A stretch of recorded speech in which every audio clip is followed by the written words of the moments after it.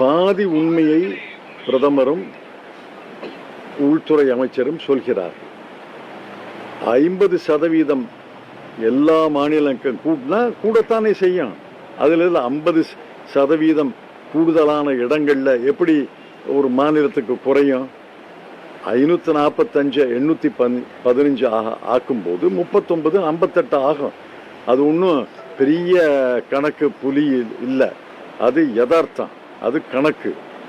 அதற்கு பிறகு மறுசீரமைப்பில் டீலிமிட்டேஷன்ல என்ன ஆகும் என்று சொல்ல மறுக்கிறார்கள். அவங்க வாய்மொழியாக நாடாளுமன்றத்தில் சொல்றாங்க, நாங்க கேரண்டி கொடுக்குறோம் குறையாது. எப்படி குறையாது? அரசியல் சாசனத்தின் 81வது பிரிவு இருக்கும் வரை, அரசியல் சாசனத்தின் 81வது பிரிவு இருக்கும் வரை எப்படி மாறாது? இந்த மறுசீரமைப்பு சட்டத்தில் தெளிவாக சொல்றாங்க, அரசியல் சாசனத்தின் படிதான் இந்த டீலிமிட்டேஷன் கமிஷன், மறுசீரமைப்பு கமிஷன் மொத்த 815 பிரித்து தர வேண்டும். 815 பிரித்து தர வேண்டும் என்றால் மக்கள் தொகையில தான் பிரித்து தர வேண்டும். மக்கள் தொகையில பிரித்து தரும்போது நமக்கு 58 இருக்காது, 46 47க்கு குறைஞ்சிடும்.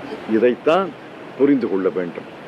ஆகவே இந்தியா கூட்டணி கட்சிகளெல்லாம் எதிர்ப்பதாக நேற்று முடிவெடுத்து நாடாளுமன்றத்தில் பேசிய தலைவர்களெல்லாம் எதிர்த்து பேசியிருக்கிறார்கள். 180 190 எதிர்த்து நாடாளுமன்ற உறுப்பினர்கள் வாக்களித்தால் இந்த மசோதா நிறைவேறாது.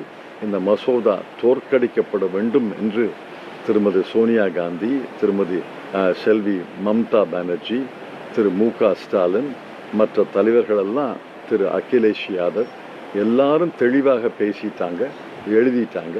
அதனால இந்த மசோதா தோற்கடிக்கப்படும் என்ற நம்பிக்கை எனக்கு இருக்கிறது.